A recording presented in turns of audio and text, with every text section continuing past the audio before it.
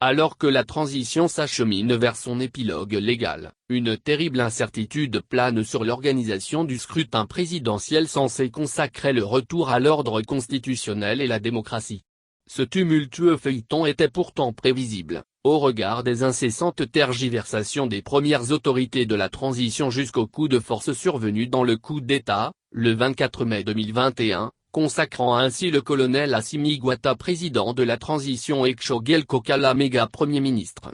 Cependant, un sérieux bémol estampillait ce surprenant retournement de situation dans cette période d'exception qui se trouvait à mi-parcours. Il est plus que plausible que la fausse note aura été la nomination à la primature de Tchoguel Méga, président du comité stratégique de M5 RFP, qui a illico fait rejaillir les démêlés politiques qui s'étaient éclipsés le temps que les choses se tassent. Nous vivons en effet sous le joug de ce lourd climat de querelle et d'intimidation entre politiques, qui remémore tristement les prémices de la chute du régime Ibrahim Boubacar Keïta. Si une probable prolongation de la transition résonnerait dans l'oreille de certains comme une opportunité unique de mettre le pays sur le bon rail, il convient de ne pas occulter qu'elle serait une provocation juste inacceptable pour d'autres vu que les seigneurs du jour n'ont pas hésité à évincer sans ménagement les dignitaires du régime renversé qui feront tout pour rendre l'appareil inutilisable. Il en résulte que pour le Malien lambda toute la pertinence de proroger la transition ou de ne pas aller dans ce sens réside dans l'usage qu'on aura fait des 18 mois de cette période charnière. À cet égard, bon nombre d'observateurs estiment que le colonel Goïta, président de la transition, aurait dû composer sans les politiques pour que la transition soit ce grand moment d'introspection et d'accalmie en vue d'un meilleur redressement du pays.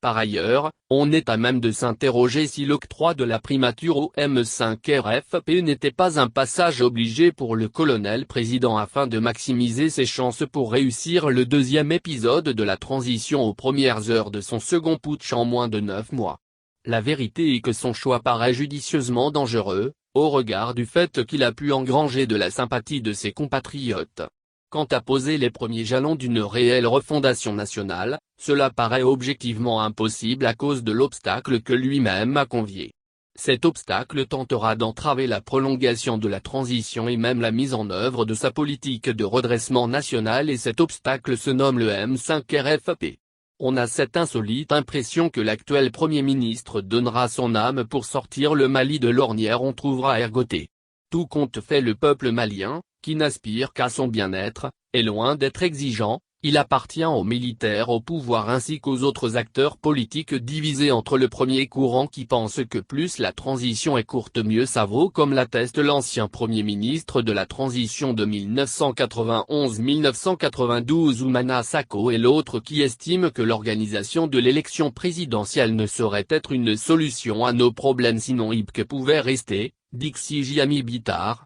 de trouver la solution adéquate car le couperet des sanctions internationales a vite fait de s'exécuter.